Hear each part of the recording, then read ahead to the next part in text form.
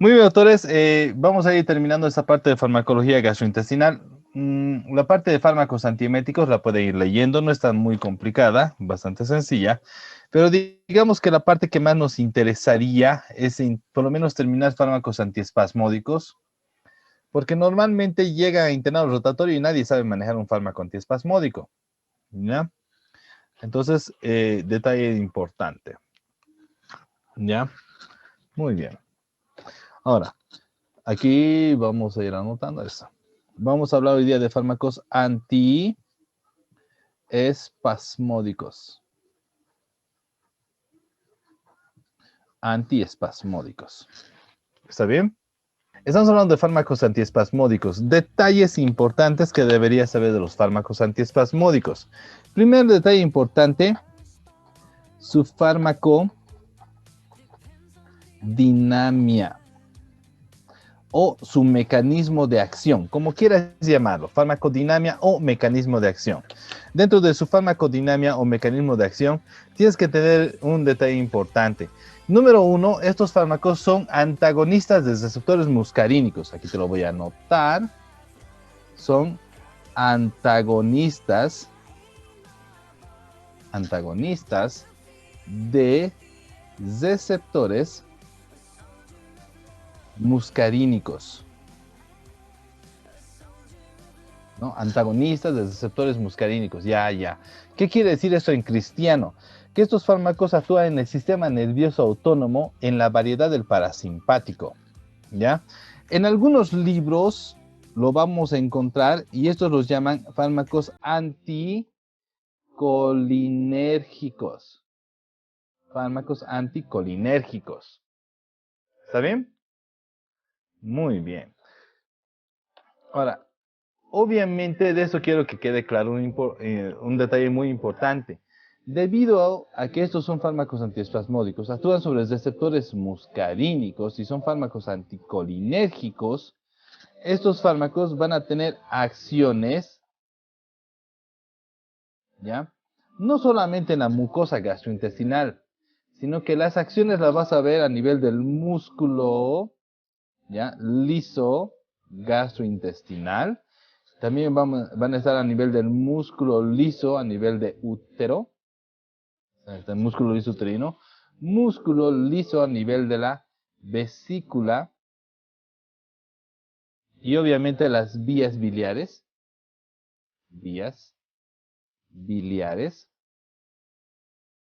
y también van a tener acción a nivel de músculo liso, a nivel de uréteres, ¿ya? Y vías urinarias.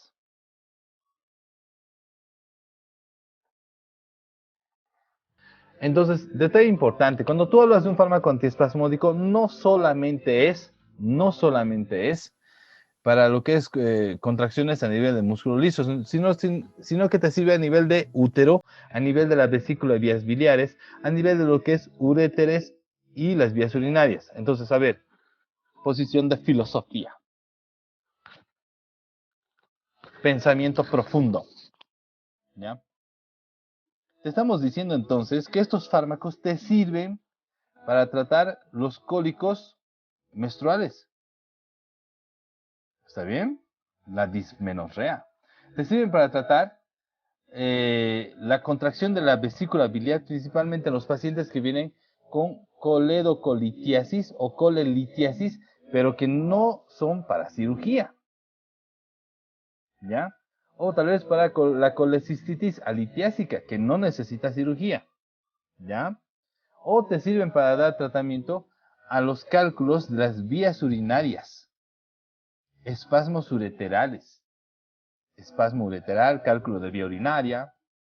Y entonces aquí tú dices, wow, no, pues sí, ya tengo resuelta la vida, ¿no? Sí. Ahora cuando venga la comadre, porque venga con su dismenorrea, le vamos a meter un antiespasmódico. Eso, muy bien. Excelente. Dentro de su farmacocinética, aquí te lo vamos a anotar. Farmacocinética. ¿no? Farmacocinética. Ahora, dentro de su farmacocinética, ¿qué es lo que tú necesitas saber? ¿Ya? Vamos a comenzar con algo llamado absorción. Aquí está, absorción. ¿Ya? Estos fármacos van a tener distintas absorciones, obviamente, dependiendo de la vía que vayas a utilizar. ¿Ya? Ahora, por vía oral, ¿ya? Por vía oral, en el tema de absorción por vía oral, la absorción, doctores, va a ser amplia, ¿ya? La absorción va a demorar por vía oral aproximadamente unos 15 hasta 30 minutos. Pero usados por vía endovenosa o por vía intramuscular, su absorción obviamente es del 100%, pero su absorción va a demorar aproximadamente entre 1 y 3 minutos. Eso, doctores, es muy importante. ¿Por qué? Una vez que se absorbe, el inicio de sus acciones los vas a ver en los siguientes 15, máximo 30 minutos. Por cualquiera de las vías, el inicio de las acciones aparece en los siguientes 15 a 30 minutos. La duración del efecto, la duración de las acciones, va a ser durante 8 horas y en algunos casos incluso hasta 12 horas. ¿Está claro? Sí. Muy bien. Siguiente punto importante. ¿Ya? En la parte de su distribución. Este fármaco tiene una distribución que es amplia. Cuando decimos que la distribución es amplia, es que va a lograr atravesar todos los tejidos. ¿Ya? Atraviesa todos los tejidos. Estamos hablando que vas a encontrarlo en líquido cefalorraquídeo, lo vas a poder encontrar en pleura, en peritoneo, incluso vas a poderlo encontrar, ¿ya? Atravesando la vasera hematoplacentaria, ¿ya? Por lo cual no se recomienda su uso durante el embarazo o lactancia, porque el fármaco va a atravesar, ¿ya? Obviamente, el metabolismo va a ser hepático, ¿ya? El metabolismo va a ser hepático. Y la eliminación, con este color, y la eliminación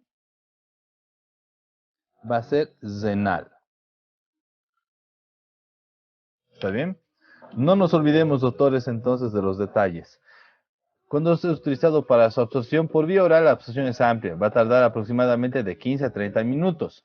El inicio de acciones va a ser en 15 a 30 minutos más. A ver, tú te tomaste la tableta, no es que en 15 a 30 minutos vas a tener acción, no.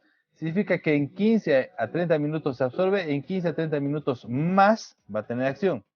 Si lo tomas así, vas a empezar a ver los efectos en los siguientes 30 minutos a una hora. Consumido el fármaco, 15 minutos para que se absorba, 15 minutos para que inicie sus acciones. En 30 minutos vas a empezar a ver efectos. Y el efecto máximo lo vas a ver en una hora. ¿Ya? Pero una vez que se establece por cualquiera de las vías, la duración del efecto es durante 8 horas. En algunos casos hasta más tiempo. ¿Ya? Se toma 8 horas como el promedio. ¿Ya? Algunos pacientes 12 horas, otros en 6 horas. 8 horas promedio. Su distribución es amplia, atraviesa todos los tejidos, va a estar en líquido cefalorraquídeo, va a estar en pleura, peritoneo, incluso logra atravesar la vasera hematoplacentaria. Su metabolismo, aquí está, metabolismo es hepático y la eliminación va a ser renal. Indicaciones. ¿Para qué vamos a utilizar estos fármacos? Indicaciones. Se están empezando a agotar todos los marcadores. Dentro de las indicaciones, lo primero que quiero que entiendas es que estos fármacos te pueden ayudar para el tratamiento del espasmo o dolor cólico. Entonces, lo primerito, espasmo, ¿ya? o el llamado dolor tipo cólico, espasmódico. ¿Está bien? Muy bien. Es la primera idea que tienes que tener, pero no es la única. Primera idea, pero no es la única. Con esto, ¿qué queremos decirte? Que puede utilizarse estos fármacos, ¿ya? Puede utilizarse estos fármacos para la llamada prevención de las náuseas y vómitos por cinetosis. Siguiente detalle importante. También puedes utilizarlo para los pacientes que tienen dispepsia. Dispepsia. ¿Ya? Cuando hablamos de dispepsia, estamos hablando de esos pacientes que les encanta comer, o sea, que han ido a una parrillada, o que han ido a comer pique, o han ido a comer cualquier cosa, pero han comido excesivamente y están así, ¿no ve? Con el estomaguito sobrecargado. Entonces te dicen, tiene un dolor sordo mal definido. Entonces, para estos pacientes, le puedes dar fármacos antiespasmódicos, les va a aliviar bastante. También se utiliza para el tratamiento del llamado colon irritable o el llamado síndrome de intestino irritable. ¿Está bien? Colon irritable o síndrome de intestino irritable. Sí, quiero aclarar un detalle importante. En el tratamiento del colon irritable o síndrome de intestino irritable, no es una patología infecciosa. ¿Está claro? Es una patología que se produce por irritación de la mucosa gastrointestinal. ¿Está bien? Por ejemplo, hay gente que se pone muy nerviosa durante los exámenes. ¿No ve? Sí, y ahora más todavía. Entonces, hay algunos que tienen laptop y están dando sus exámenes literalmente en el baño. ¿No ve? Sí, síndrome de colon irritable. Sí. Entonces, para esos pacientes les puedes dar este medicamento, les va a quitar la contracción intestinal y les va a ayudar bastante. ¿Ya? Ojo, no es una patología infecciosa. Si es infeccioso, no le puedes dar estos medicamentos. ¿Ya? También se utiliza como premedicación, ¿ya? Para la cirugía, ¿ya? De divertículos. A ver, estos fármacos lo que van a hacer es producir parálisis intestinal. Los pacientes adultos mayores van a tener una patología conocida como diverticulitis.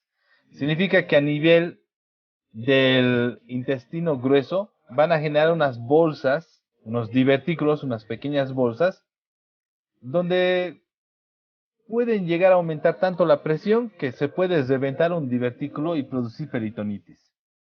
Entonces, cuando se entra a operar hay que desfuncionalizar el intestino, no hay que dejar que el intestino se contraiga. Entonces, para eso utilizamos fármacos antiespasmódicos. ¿Para qué más vamos a utilizar esto? ¿Ya? Utilizamos estos fármacos también para la llamada preparación preanestésica. Ya sé. Preanestésica. Cuando decimos preparación preanestésica, dos fármacos tienes que memorizarte. ¿Cuáles son los dos fármacos que tienes que memorizarte? Número 1, la atropina. Number 2, la escopolamina.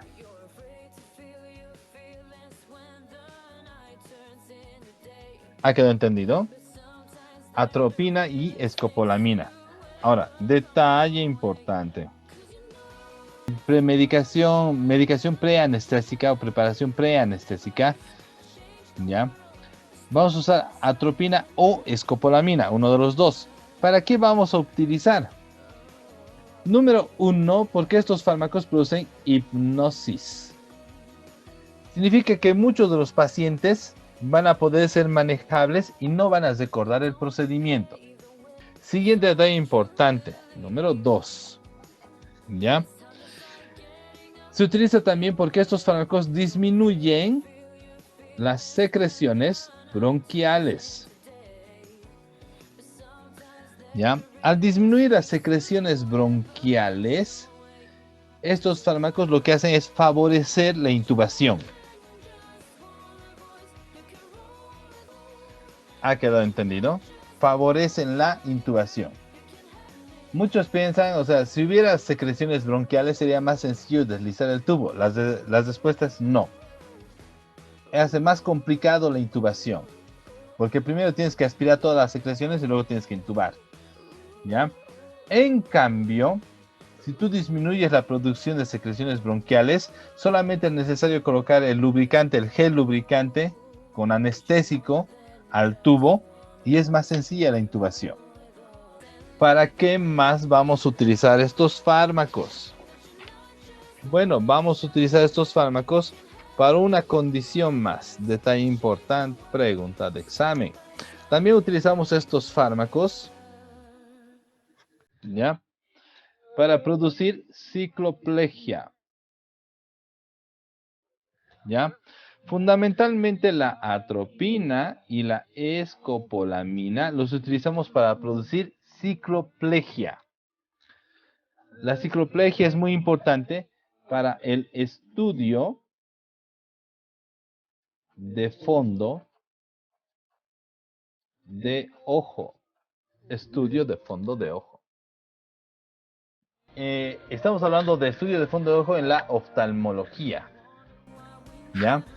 Para poder ver fondo de ojo en los diagnósticos, por ejemplo, de hipertensión arterial o también para pacientes con diabetes mellitus. El estudio de fondo de ojo es muy, muy importante.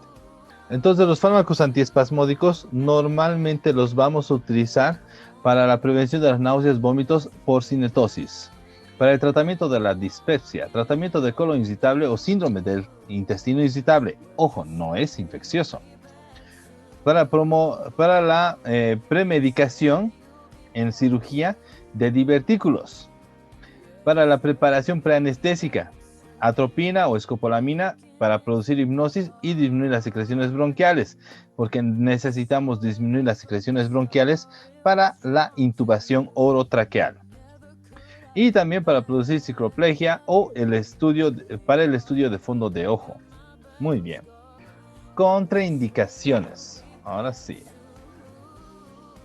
¿A qué pacientes no le deberíamos dar estos fármacos? Contraindicaciones. ¿A qué pacientes no le deberíamos de dar estos fármacos? ¿Ya? Detalle importante. Primero, no se puede dar en obstrucción del tracto urinario. ¿Está bien? Entonces, primero, obstrucción del tracto urinario.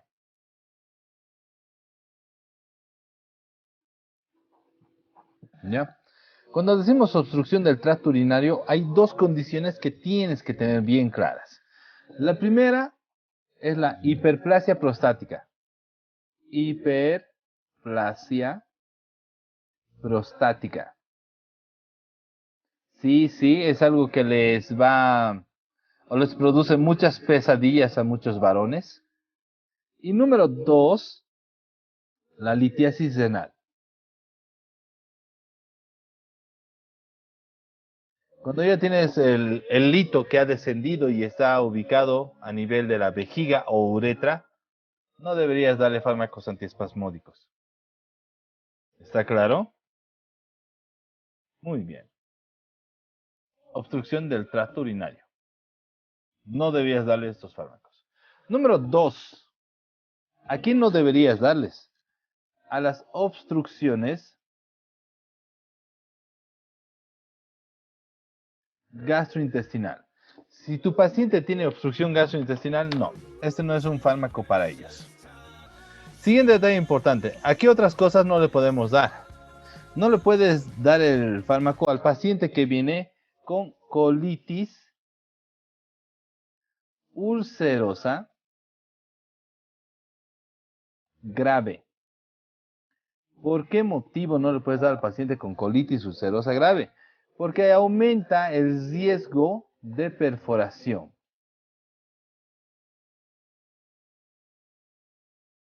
¿Está bien? Aumenta el riesgo de perforación. Colitis ulcerosa grave, riesgo de perforación. Tampoco le puedes dar al paciente que viene con el intestino desfuncionalizado, porque se desfuncionaliza más, ¿ya? Entonces, detalle importante, contraindicado en el paciente con ileo, ¿ya? Paralítico. Ileo paralítico quiere decir que el intestino por sí solo ya está paralizado, no está funcionando. Fluidos hidroaéreos negativos, ¿ya? No hay eliminación de heces o gases. Muy bien. De paso, tampoco puedes utilizar el paciente que viene con hilo paralítico o que tenga megacolon tóxico. El megacolon tóxico es una complicación del Chagas muy frecuente y normalmente se caracteriza porque va a haber un sobrecrecimiento bacteriano. Entonces tú le das antiespasmódicos a esa condición y puede llegar a producir septicemia en uno de los casos y luego perforación intestinal. Septicemia y perforación. Entonces no le puedes dar el megacolon tóxico. Tampoco se puede utilizar el fármaco en caso de que vaya a haber patología pulmonar restrictiva. Aquí te lo voy a poner. Patología pulmonar restrictiva. ¿Está bien? Patología pulmonar restrictiva. Cuando hablamos de patología pulmonar restrictiva, estamos hablando del asma, la EPOC o las neumoconiosis. Ahora, ¿por qué motivo? Porque estos fármacos disminuyen la producción de secreciones.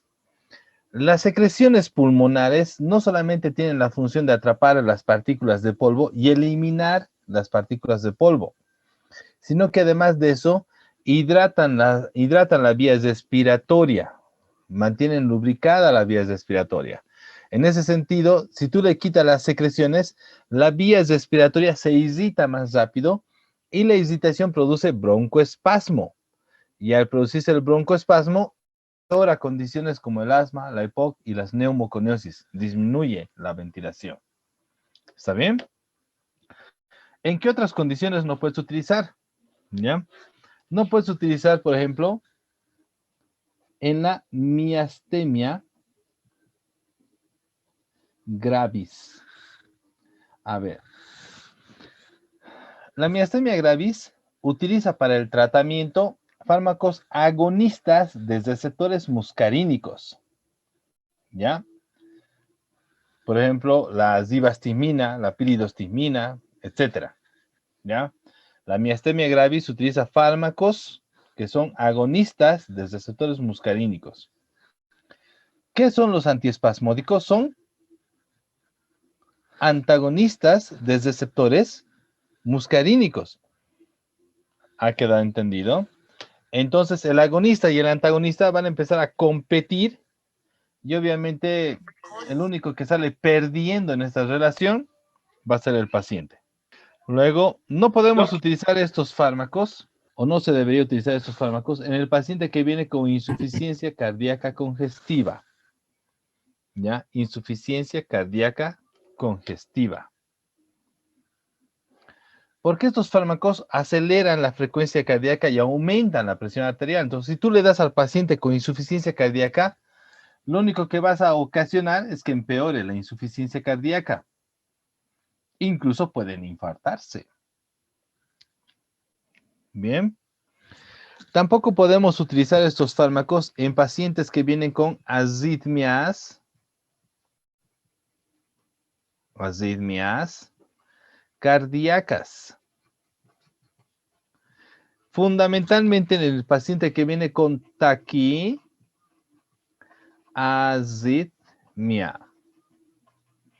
Taquiarritmia. Claro, porque las taquiarritmias vienen con frecuencia cardíaca elevada y estos fármacos elevan la frecuencia. Va a empeorar. ¿Ya? Tampoco puedes utilizar estos fármacos o están contraindicados durante el embarazo y o lactancia.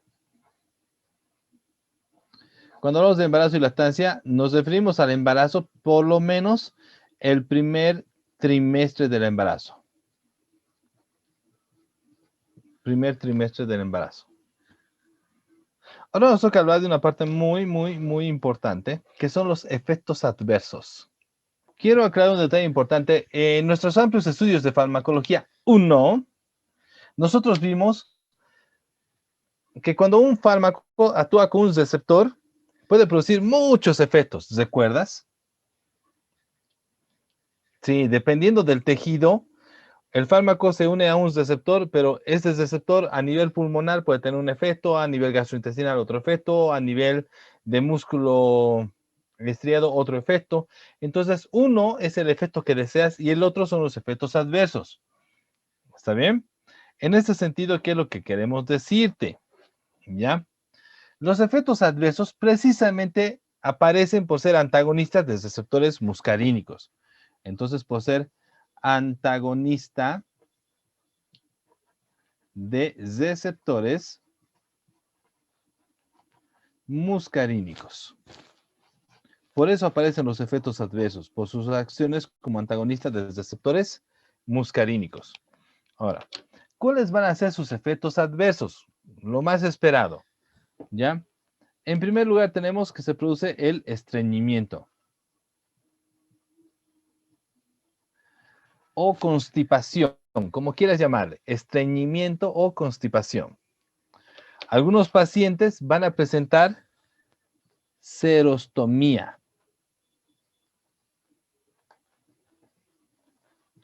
O también se le llama boca seca, serostomía. Boca seca. Algunos pacientes van a presentar una disminución en las secreciones, ¿ya?, bronquiales. Y acompañado a la disminución de las secreciones bronquiales, la hipohidrosis. Hipohidrosis. Aparecen secos. Secos, secos. ¿Está bien? Muy bien. Algunos pacientes van a tener midriasis. Cuando hablamos de midriasis, van a producir alteraciones en la visión. Alteraciones en la visión. Eso es porque una vez que le colocan la atropina para producir esa midriasis, para poder hacer el estudio de fondo de ojo, no va a poder tener reflejo de acomodación durante aproximadamente algunos pacientes hasta 2-3 días. ¿Está bien? 1 hasta 3 días. ¿Ya? Algunos pacientes van a presentar retención urinaria. Retención urinaria. Retención urinaria. Estos fármacos elevan la presión arterial. Elevan la presión arterial. Y al elevar la presión arterial pueden hacer que eleven la presión a nivel intraocular. Entonces pueden producir glaucoma. No te olvides, elevan la presión arterial y al elevar la presión arterial pueden elevar la presión a nivel intraocular y producen glaucoma. Muy bien. Algunos de estos fármacos van a producir disminución en el lagrimeo, que puede llevar al síndrome de ojo seco, que es algo bastante complicado debido a que puede hacer que se pierda incluso la visión. Se pierde incluso el ojo. Entonces, detalle importante, pregunta de examen. No te olvides que la mayoría de los efectos adversos se produce precisamente por ser un antagonista de receptores muscarínicos. Puede producir estreñimiento, check. Serostomía, boca seca. Disminución de las secreciones bronquiales. Hipohidrosis. Midriasis y alteraciones en la visión. Pacientes que están tomando este tipo de fármacos no deberían conducir un auto, no deberían manejar maquinaria pesada, no deberían hacer ningún tipo de actividad que requiera mucha precisión, ¿ya? Pueden producirse retención urinaria, glaucoma. No te olvides que esto se produce por aumento de la presión arterial sistémica que aumenta la presión intraocular, glaucoma. Estamos hablando de tratamiento a largo plazo. Y también disminución del lagrimeo. Puede llegar a producir el síndrome del ojo seco. Muy bien. El primer fármaco que tenemos que nombrar, detalle importante, se llama escopolamina. Escopolamina. Detalle importante. La escopolamina, doctores, la escopolamina, aquí vamos a poner, perdón, aquí tiene que ir la presentación. Aquí es la concentración y obviamente la vía. Muy bien. Ahora, detalle importante. La escopolamina la vamos a encontrar básicamente en dos tipos de presentaciones. Dos tipos de presentaciones. Número uno, la vamos a encontrar que el fármaco puede venir en comprimidos. Los comprimidos vienen de 10 miligramos y viene también de 20 miligramos. Y obviamente esto es para uso por vía oral. No hay otro uso. ¿Está bien? También el fármaco lo vas a poder encontrar en ampollas. Cuando decimos ampolla inyectable, ¿ya? Esas ampollas inyectables también vienen de 10 miligramos y vienen de 20 miligramos. Normalmente, doctores, esto es para uso endovenoso o intramuscular. Ahora, antes de que sigamos, hay un detalle muy importante que tenemos que tener memorizado, ¿ya? Siempre lo voy a repetir hasta el cansancio. Y después de que me canse voy a seguir repitiendo, ¿ya? Porque es necesario que tú y yo hablemos el mismo idioma. Número uno, decir escopolamina o decir iosina es lo mismo. Son sinónimos. Decir escopolamina o decir iosina es lo mismo.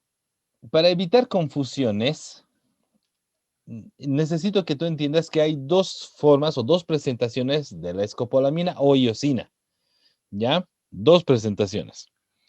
La formulación más popular es la llamada butilbromuro de escopolamina. O también le podemos decir butilbromuro de iosina. ¿Está bien? Bien. Aquí en Bolivia tenía el nombre comercial de Buscapina. En Brasil le dicen Buscopan. Buscopan, Buscapina. ¿Está claro? Ese es el nombre comercial, Buscopan, Buscapina. Claro, lo han utilizado tanto que ahora se ha convertido en un sinónimo. ¿Ha quedado entendido? Entonces, la primera presentación era el butilbromuro de escopolamina. ¿Piensan que es un fármaco diferente? No, no es ningún fármaco diferente, es el mismo fármaco, solamente que la presentación es butilbromuro. Y tenemos otra presentación que es la metilbromuro de escopolamina. O también se le llama metilbromuro de iosina. Es lo mismo. ¿Está bien? Entre la metilbromuro de escopolamina y la butilbromuro de escopolamina, la única diferencia que hay es que la butilbromuro de escopolamina tiene una absorción mucho más rápida, ¿ya? Mucho más rápida, y obviamente ejerce sus acciones mucho más rápido. Entonces, por eso era el fármaco favorito. La metilbromuro de escopolamina tarda en sus acciones. Detalle importante. No te olvides, ¿ya? La escopolamina, que sea la presentación como butil, o sea, la presentación como metil, va a venir en comprimidos de 10 y de 20 miligramos, ampollas de 10 y de 20 miligramos, obviamente. Ahora el tema es las dosis. ¿ya? Las dosis. Detalle importante. La escopolamina no es el fármaco más recomendado en los niños, ¿ya? Entonces aquí te lo vamos a anotar. Niños, no muy recomendado.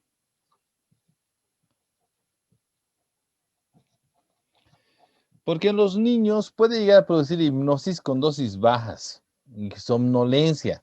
Y si el niño te hace somnolencia, puede hacer incluso hasta paros respiratorios. Entonces, no es lo conveniente. ¿Está claro? Entonces, no es el fármaco más recomendado en niños. A pesar de que hay una dosificación, no, a pesar de que hay una dosificación, no existe estudios completos precisamente para el uso de estos fármacos. ¿Ya? Lo que sí tenemos bastante bien definido es, por ejemplo, las dosis en adultos. Aquí te lo voy a anotar. Adultos. En un paciente adulto, ¿ya? Tú puedes iniciar el tratamiento, ¿ya? Con 10 miligramos una sola vez al día. Entonces, en un paciente adulto puedes iniciar el tratamiento con 10 miligramos al día, ¿ya? Solamente una ampolla, 10 miligramos. A veces solo una ampolla es suficiente. ¿Ha quedado entendido? Muy bien. El máximo ha sido fijado, doctores, en 60 miligramos en un solo día. ¿Qué quiere decir 60 miligramos en un solo día? Que puedes colocarle 3 ampollas, puedes darle 3 comprimidos de 20 miligramos. O le puedes dar 6 comprimidos de 10 miligramos. O le puedes dar 6 ampollas de 10 miligramos o 3 ampollas de 20. El máximo es 60 miligramos. Ahora, detalle importante, más de 60 miligramos vas a producir hipnosis. Sí, más de 60 miligramos vas a producir hipnosis. Muy bien. Siguiente detalle importante. El otro fármaco que tenemos que saber manejar bastante bien, y es el que yo más te recomiendo, es el propinoxato. ¿Ya? Propinoxato. El propinoxato también es un fármaco anticolinérgico o antimuscarínico. ¿Ya? Anticolinérgico o antimuscarínico. Ahora, el propinoxato, aquí viene la presentación, las concentraciones y obviamente la vía. Muy bien. El propinoxato lo vamos a poder encontrar también en comprimidos y tabletas. Aquí está, comprimidos, tabletas. Los comprimidos y tabletas vienen de 10 miligramos y vienen de 20 miligramos y obviamente son para uso por vía oral. Eso ya está claro. Igualito la escopolamina. Igualito a la escopolamina. Las ampollas inyectables, también igualito a la escopolamina, viene de 10 miligramos, viene de 20 miligramos y es para uso endovenoso o incluso uso intramuscular. Bien. ¿Dónde cambia la cosa o dónde las cosas se ponen interesantes? Porque el fármaco también los vas a tener en gotas pediátricas. ¿Está claro? Gotas pediátricas. Y normalmente las gotas pediátricas van a venir de 10 miligramos, todo un frasco gotero de 10 miligramos, ¿ya? Para uso por vía oral. ¿Ya? Muy bien.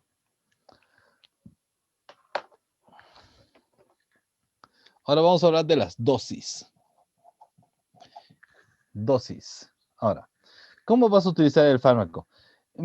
Este ya tiene mayores niveles o ya tiene una ventana terapéutica más amplia sin necesidad de estar produciéndote hipnosis. ¿Ya? Este fármaco sí, en el paciente adulto puedes iniciar el tratamiento, ¿ya? Con 10 miligramos al día, con bastante seguridad. 10 miligramos al día, bastante seguridad. Y el máximo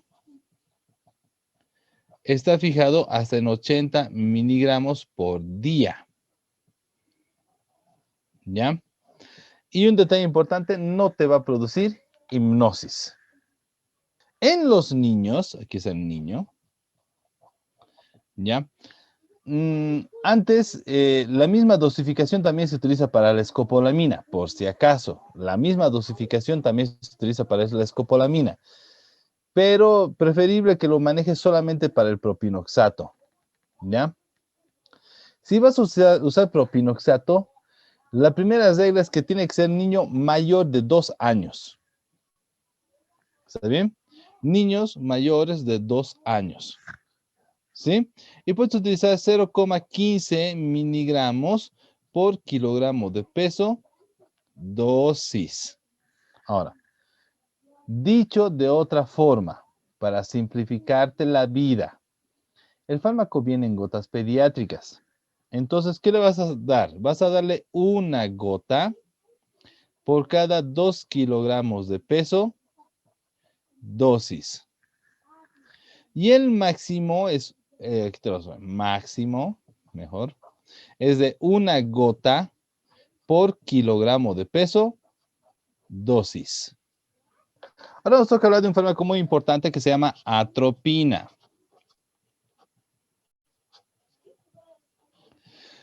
Cuando se trata de atropina, doctores, número uno, no lo vamos a usar solamente como antiespasmódico. Cuidado que estés queriendo darle todo antiespasmódico. No, lo primerito que tienes que pensar con atropina es que vas a utilizar para la reacción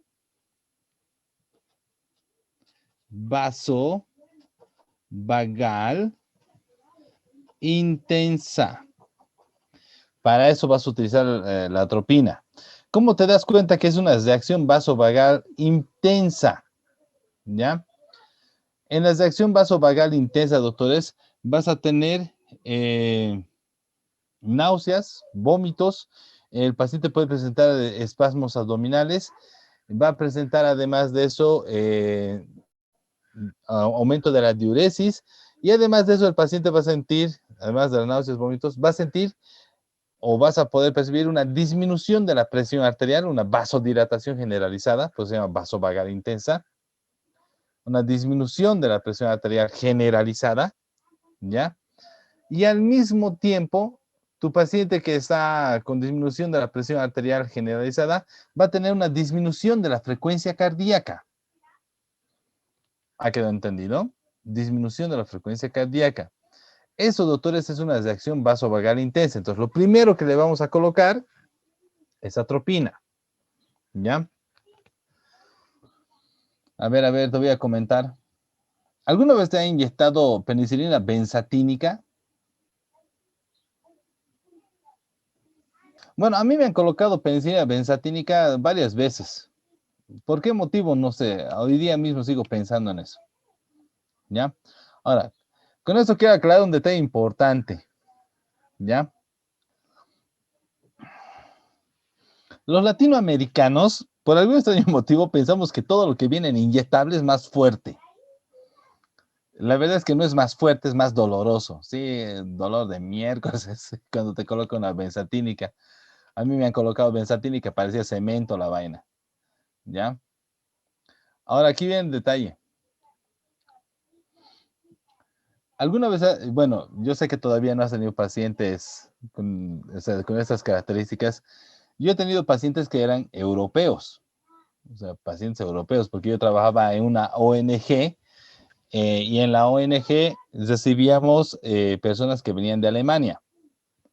Y una vez uno de estos cuates estaba pues mal y dice, ¿no? Colóqueme uno de esos inyectables tan famosos que siempre se hacen colocar, ¿ya? Para estas infecciones. Yo lo miré, dije, ¿es alérgico a las penicilinas? Y me dice, no, no soy alérgico a penicilinas. Le hemos colocado penicilina benzatínica, 1.200.000 unidades de unidades internacionales, ¿ya? Más su dexametasona de 4 miligramos. Y el paciente le hemos colocado y la presión arterial bajó dramáticamente. Y además de eso vino bradicardia. Entonces estaba haciendo una reacción vasovagal intensa. Es muy frecuente en los pacientes que jamás han recibido un inyectable que te haga reacción vasovagal intensa. Es muy frecuente.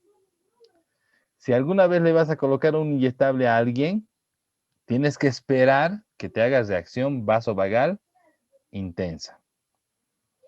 Es por la impresión. Entonces, la atropina vamos a utilizar para la reacción vasovagal intensa, número 1. Número 2, vamos a utilizarlo como medicación preanestésica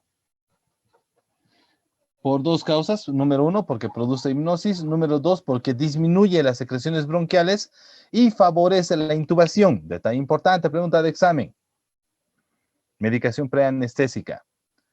Número 1, produce hipnosis. Número 2, disminuye las secreciones bronquiales, favorece la intubación. ¿Está bien? Número 3, ¿ya?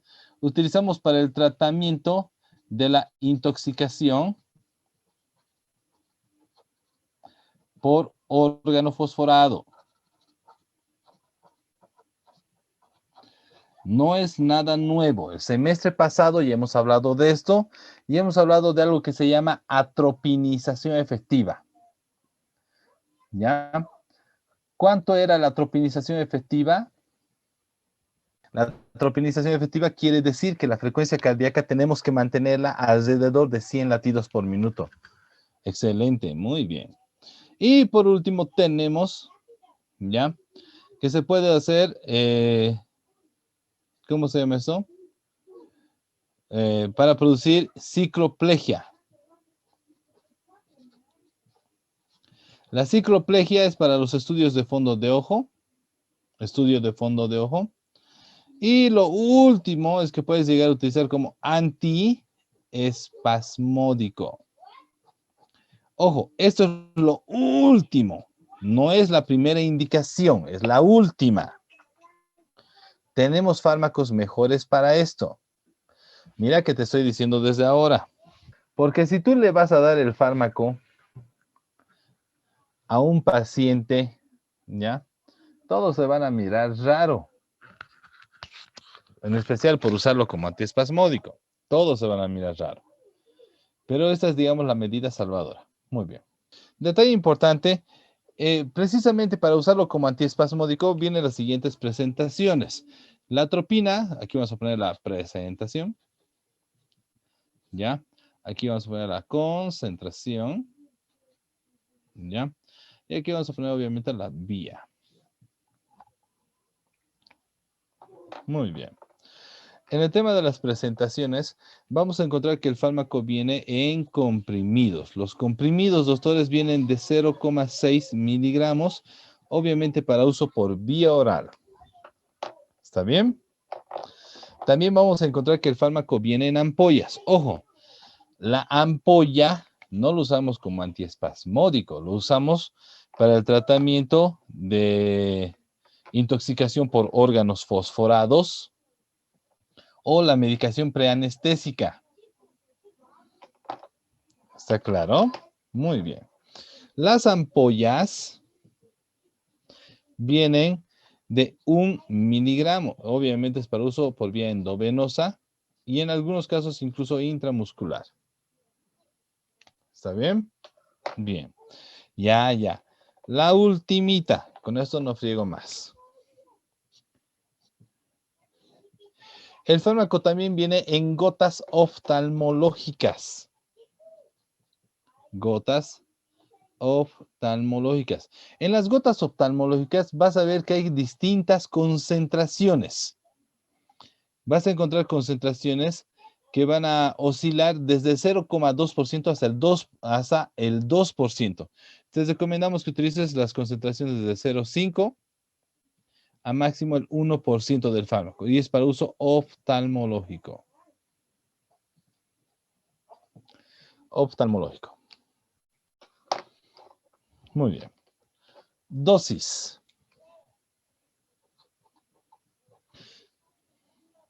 En un paciente adulto, puedes utilizar de 0,6 miligramos hasta 1,2 miligramos. Eso es la dosis promedio. El máximo es 2,4 miligramos, el doble de esto. Entonces, el máximo 2,4 miligramos en un solo día. En los niños le vamos a dar 0,01 miligramos por kilogramo de peso día. Y el máximo está fijado en 0,4 miligramos por kilogramo de peso día. A pesar de que hay una ventana terapéutica amplia, tampoco se recomienda el uso de la atropina para tratarlo como antiespasmódico en niños, ¿ya? Tenemos mejores indicaciones para la atropina.